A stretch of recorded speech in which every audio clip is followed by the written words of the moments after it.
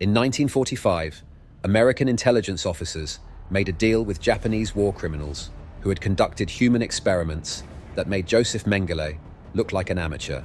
The Japanese scientists had performed live vivisections without anesthesia. They had frozen people alive to study frostbite.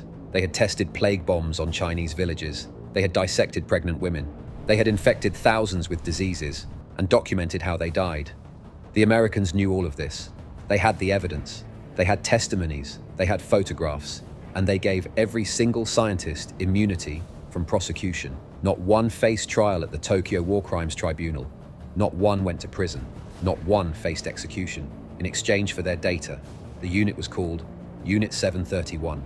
Between 1932 and 1945, it killed at least 10,000 people in direct experiments. It killed another 300,000 or more through biological warfare attacks on Chinese civilians. It was Japan's secret bioweapons program, and it committed atrocities that shocked even hardened war crimes investigators. And America covered it up, granted immunity, and hired some of the scientists. This is Unit 731. The death factory you've never heard of. The war crimes America buried. The human experiments that were too valuable to prosecute. This is why some Chinese people still hate Japan. This is why Japan's neighbors don't trust their apologies. This is what happens when science operates without ethics and governments prioritize military advantage over justice. And this is the story they don't teach in school. Unit 731 officially began in 1936, but its origins go back to 1932, when Japan invaded Manchuria, the northeastern region of China. Japan established a puppet state called Manchukuo and used it as a base for military expansion and colonial exploitation. A Japanese military doctor named Shiro Ishii convinced the Imperial Japanese Army that biological weapons could give Japan a strategic advantage. Chemical weapons had been used in World War I, but they were crude. Biological weapons, disease-causing bacteria and viruses, could be more devastating. They could wipe out enemy populations while leaving infrastructure intact. They were the ultimate weapon. The Japanese military agreed. They gave Ishii funding, facilities, and complete freedom to develop biological weapons. They established the Epidemic Prevention and Water Purification Department, a deliberately boring name designed to hide its real purpose. Everyone called it Unit 731. The facility was built outside Harbin in Manchuria. It was enormous, over 6 square kilometers. It had laboratories, animal testing facilities, crematoria, and prison blocks. It employed over 3,000 people, scientists, technicians, guards, administrative staff, and it had a steady supply of human test subjects. The Japanese military provided prisoners to Unit 731 for experimentation. They called them maruta, logs, not people. Logs. That's how they justified what they did. These weren't humans, they were logs. Raw material for experiments. The prisoners came from several sources. Chinese civilians accused of being spies or resistance fighters, often with no evidence. Soviet prisoners of war, Korean prisoners, Mongolian prisoners, some Allied POWs, though in smaller numbers, men, women, children, pregnant women, babies. They were brought to Unit 731. They were imprisoned in the facility, and they became test subjects for experiments that violated every principle of human decency. The experiments at Unit 731 were designed to advance biological warfare and test human limits under extreme conditions. They weren't random torture, they were systematic research. That's what makes them so horrifying. They were methodical, documented, and conducted by trained doctors and scientists who knew exactly what they were doing. Vivisection without anesthesia. Scientists would infect prisoners with diseases, plague, cholera, anthrax, typhoid, and then dissect them alive to observe how the disease progressed through organs. No anesthesia. They wanted to see organs functioning while infected.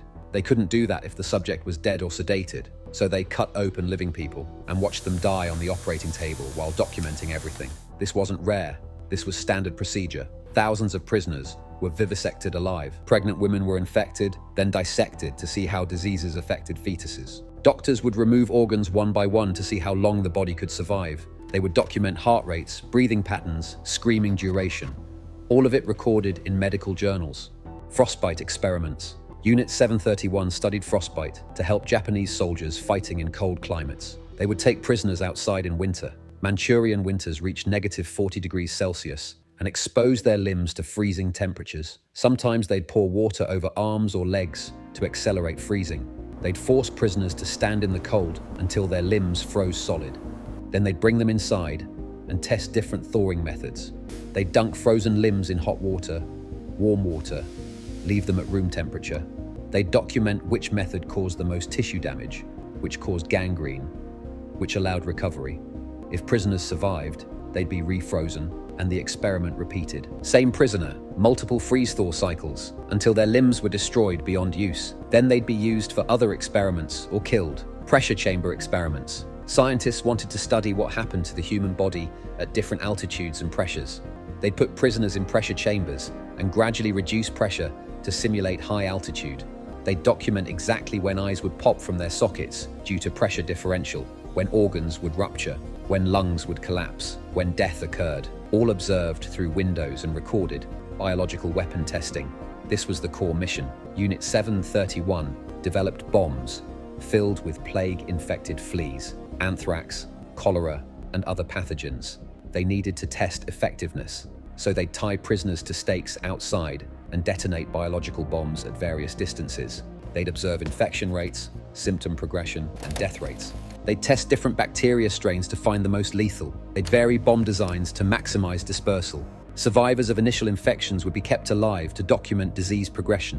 When they died, they'd be autopsied to confirm cause of death and organ damage. Nothing was wasted. Every death generated data. Weapon testing. Unit 731 also tested conventional weapons on human subjects. They'd test flamethrowers to study burn patterns. They'd test grenades at different distances to map shrapnel damage. They'd shoot prisoners with different caliber bullets to compare wound characteristics. They'd test bayonets and swords to determine optimal stabbing techniques. This wasn't combat. This was controlled experimentation using live human targets. Disease injection experiments. Scientists would inject prisoners with various diseases to study progression and transmission. They'd inject multiple diseases simultaneously to study interactions. They'd try to create new disease strains by cross-contamination. They'd infect prisoners and then house them with uninfected prisoners to study transmission rates. They documented everything: how long until symptoms appeared, how quickly the disease spread, how long until death, what percentage of exposed prisoners became infected, all recorded in detailed medical journals. Surgical experiments. Doctors practiced new surgical techniques on prisoners without anesthesia. They'd perform amputations to practice speed. They'd practice organ removal. They'd practice battlefield surgery, gunshot wounds, shrapnel injuries, by creating those injuries on prisoners and then attempting treatment. If the prisoner died during practice, there were always more prisoners.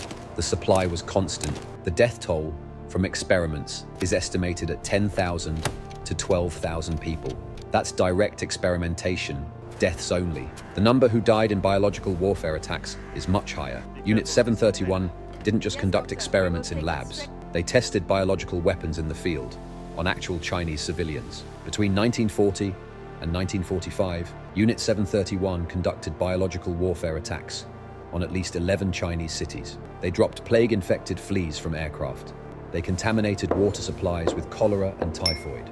They left plague-infected food in areas where civilians would find it. They released plague-infected rats in residential areas. The results were devastating. Plague outbreaks killed thousands of Chinese civilians. In some cities, 20 to 30% of the population died. The epidemics continued for years after the initial attacks because plague became endemic in local rat populations. The most well-documented attack was on Ningbo in October 1940. Japanese aircraft dropped plague-infected fleas over residential areas. Within weeks, plague broke out. At least 500 people died, possibly many more. The outbreak continued for months. Entire neighborhoods were quarantined. Bodies piled up faster than they could be buried or cremated. Similar attacks occurred in Changde in 1941, where plague killed approximately 7,643 people, according to the International Symposium on the Crimes of Bacteriological Warfare. In Kuzhou, in 1942, biological attacks may have killed over 50,000 people from plague and other diseases. Conservative estimates put biological warfare deaths at 200,000 Chinese civilians. Some historians estimate 300,000 to 400,000 when including secondary infections and epidemic deaths. The exact number is unknown because many deaths occurred in rural areas with limited record keeping. and Japan destroyed most documentation before surrender. But the scale was massive. Entire cities experienced epidemic-level mortality from deliberately introduced diseases. This wasn't collateral damage. This was intentional biological warfare targeting civilian populations, and it's recognized as a war crime under international law. The 1925 Geneva Protocol explicitly banned biological warfare. Japan signed but never ratified it, and even without ratification, using disease as a weapon against civilians violated every standard of warfare. In August 1945, Japan surrendered after atomic bombs destroyed Hiroshima and Nagasaki. The war was over. The Tokyo War Crimes Tribunal was established to prosecute Japanese war criminals, similar to the Nuremberg trials in Germany. Unit 731 personnel knew they'd committed war crimes. They knew what they'd done violated international law. They knew if the Soviets or Chinese captured them, they'd face execution. So they destroyed everything. They demolished the main facility. They blew up buildings. They killed the remaining prisoners. None could be left alive to testify. They burned documents. They destroyed bacterial stocks. They tried to eliminate all evidence. Some personnel fled to Japan. Others surrendered to advancing American forces. And that's when American intelligence made the devil's bargain. General Douglas MacArthur and American intelligence officers learned about Unit 731's experiments. They obtained testimonies from captured personnel. They realized Unit 731 had conducted human experimentation on a scale larger than anything Nazi doctors had done. They had data on biological weapons that no other country possessed. And they wanted that data. American military intelligence decided the scientific data was more valuable than justice. They made a deal. Immunity from prosecution in exchange for complete disclosure of all research. Shiro Ishii, the commander of Unit 731 and architect of the biological warfare program, was granted immunity. He was never charged with war crimes. He was never tried. He faced no consequences. He lived in Japan until his death in 1959. Other Unit 731 scientists received immunity as well. Some went on to prominent medical careers in Japan. Some worked for pharmaceutical companies. Some became university professors. Some advised the Japanese government on public health. The Americans got the data, thousands of pages of research, detailed documentation of human experiments, information on biological weapon development, all of it classified and incorporated into American biological weapons programs. The Soviets conducted their own trials. In 1949, they held the Khabarovsk war crime trials, prosecuting 12 members of Unit 731 and related units. The defendants were convicted and sentenced to prison, but these were lower-ranking personnel, not the leadership. The Soviets wanted to expose American complicity in the cover-up more than they wanted comprehensive justice. China requested extradition of Unit 731 personnel for trial. America refused. The American position was that they had insufficient evidence for prosecution. This was a lie. They had extensive documentation. They had confessions. They had testimonies. They chose not to prosecute. The reasoning was geopolitical. The Cold War was beginning. The Soviet Union had biological weapons programs. China was becoming communist. America needed every military advantage. The data from Unit 731, obtained through horrific human experimentation, was considered strategically valuable. So they buried it. They classified everything. They granted immunity. They let war criminals go free. And for decades, almost no one outside Japan, China, and intelligence circles knew about Unit 731. The full extent of Unit 731's crimes didn't become widely known until the 1980s and 1990s. Journalists and historians began investigating. Japanese researchers uncovered documents the military had failed to destroy. Chinese survivors came forward with testimonies. In 1981, American writer John W. Powell published Japan's biological weapons in the Bulletin of the Atomic Scientists, exposing the American cover-up. In 1984, Japanese journalist Morimura Seiichi published The Devil's Gluttony, documenting Unit 731 based on interviews with former personnel. Former Unit 731 members began confessing as they aged. Some expressed remorse, many didn't. Some maintained they were conducting necessary military research. Some refused to discuss it at all, but the evidence accumulated. Photographs emerged. Documents surfaced. The Harbin Facility site was excavated, revealing mass graves, human remains, and laboratory equipment. In 2002, the Tokyo District Court acknowledged Unit 731's existence and crimes in a ruling on compensation claims by Chinese survivors. The court confirmed biological warfare attacks occurred and caused civilian deaths, but the court rejected compensation claims because too much time had passed and Japan's statute of limitations had expired. Japan has never officially apologized specifically for Unit 731. The government acknowledges it existed and conducted regrettable activities, but avoids detailed admissions. Japanese textbooks mention it briefly or not at all. Many young Japanese people don't know it existed. China teaches Unit 731 extensively. The Harbin Facility site is now a museum documenting the atrocities. Chinese survivors and their families continue demanding apologies and compensation. Japan's failure to fully acknowledge Unit 731 remains a source of tension between China and Japan. Here's what makes Unit 731 historically significant, beyond the immediate horror. Scale of human experimentation. Unit 731 conducted systematic human experimentation on at least 10,000 people, possibly as many as 20,000 if you include smaller affiliated units. That's larger than Nazi human experimentation programs. Mengele at Auschwitz is estimated to have experimented on about 1,500 people. Unit 731 operated multiple facilities, conducting thousands of experiments over more than a decade. Biological warfare development. Unit 731 advanced biological weapons technology significantly. They developed effective delivery systems, identified the most lethal disease strains, and conducted large-scale field tests. Their research informed biological weapons programs globally during the Cold War. American complicity. The United States government knowingly granted immunity to war criminals in exchange for scientific data obtained through human experimentation.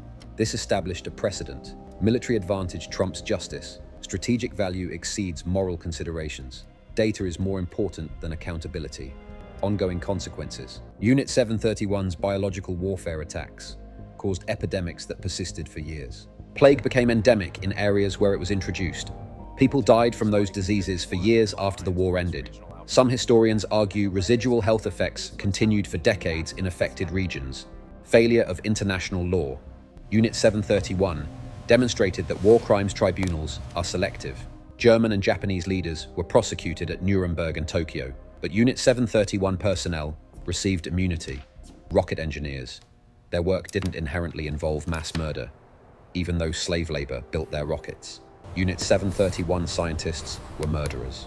Their research was conducted by killing people. Every piece of data came from human suffering, and America decided that data was worth more than justice. Was the data even useful? Historians and bioethicists debate this. Some American military officials later admitted the data was less valuable than anticipated. Much of it confirmed what Allied scientists already knew or could have discovered through ethical animal testing. The information on biological weapon delivery systems was useful, but not revolutionary. Other analysts argue the data was militarily significant and informed American biological weapons development during the Cold War. The US operated its own biological weapons program, Fort Detrick in Maryland, from 1943 to 1969. Some Unit 731 data was incorporated into that program. But even if the data was useful, the ethical calculation remains. Was it worth granting immunity to mass murderers? Was scientific knowledge obtained through torture and human experimentation acceptable because it might provide military advantage? The medical and scientific communities have largely answered no. Data obtained through unethical experimentation should not be used, regardless of its scientific value. Using such data validates the experiments and incentivizes future atrocities. The Nuremberg Code, established after the Nazi doctor's trial, codified this principle.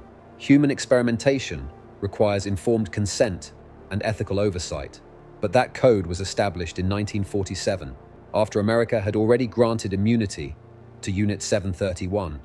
The timing is significant. American officials knew about Unit 731's crimes before the Nuremberg Code was written. They chose to protect those scientists anyway. Then they helped create an international code condemning exactly what those scientists had done. Hypocrisy doesn't fully capture it. It was strategic calculation, prioritizing military advantage over human rights. Shiro Ishii, the commander of Unit 731, lived a comfortable post-war life. He returned to Japan. He advised the American occupation on public health issues, ironic given his crimes. He worked privately as a medical consultant. He died of throat cancer in 1959 at age 67. He never faced trial. He never publicly apologized. He expressed no remorse. Other Unit 731 scientists had successful careers. Some worked for Japanese pharmaceutical companies, applying their medical knowledge commercially.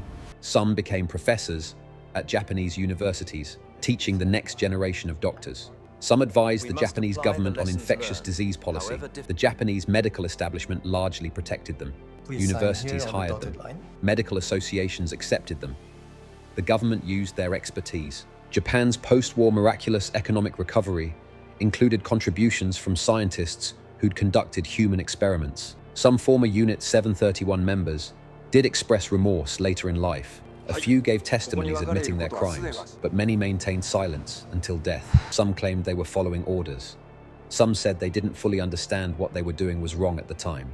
Some insisted their research served a greater good, advancing medical knowledge and protecting Japan. None of those justifications hold up ethically. They were doctors.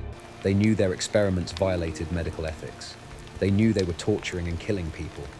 They chose to continue anyway. Unit 731 proves that ordinary people, educated doctors and scientists with families and normal lives, can commit systematic atrocities when institutions enable them and governments protect them. The Unit 731 Museum in Harbin, China displays evidence of the atrocities, surgical tools, laboratory equipment, photographs, testimonies. It's one of China's most visited museums. Chinese schoolchildren tour it as part of history education. The message is clear. Remember what Japan did. Remember that they haven't fully acknowledged it. Remember that America helped them escape justice. The museum fuels anti-Japanese sentiment in China. It's a reminder of historical grievances that shape current geopolitics. When Japan disputes islands with China or revises history textbooks, Chinese media references Unit 731.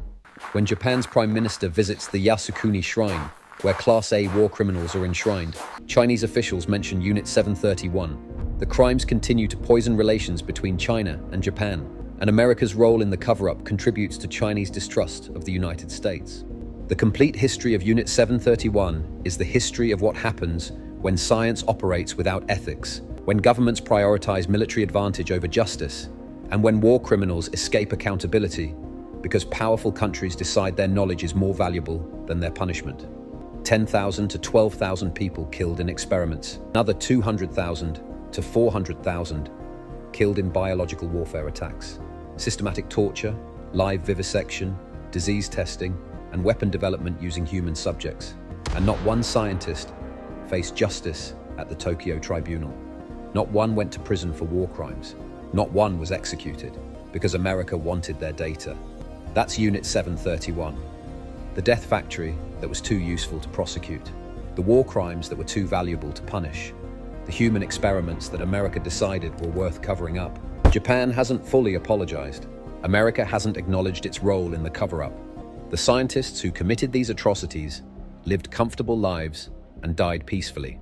And the lesson learned by governments worldwide was simple. If your war crimes generate strategically valuable information, powerful allies will protect you from justice. That's not conspiracy theory, that's documented history. American government files prove the immunity deals. Japanese court rulings acknowledge the crimes occurred. Chinese archaeological sites contain the physical evidence. Unit 731 happened. America covered it up. War criminals went free. And that's why some things are worse than Mengele. Because at least Mengele was prosecuted at Nuremberg. At least the world acknowledged Nazi human experimentation was criminal. Unit 731 scientists got immunity deals and consulting contracts. That's the complete history of Unit 731. The Japanese death factory that killed hundreds of thousands, conducted human experiments that violated every principle of medical ethics, and faced no justice because America decided their research was more important than their crimes.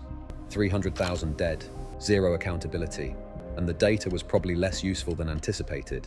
That's Unit 731. And that's what happens when military advantage matters more than human life.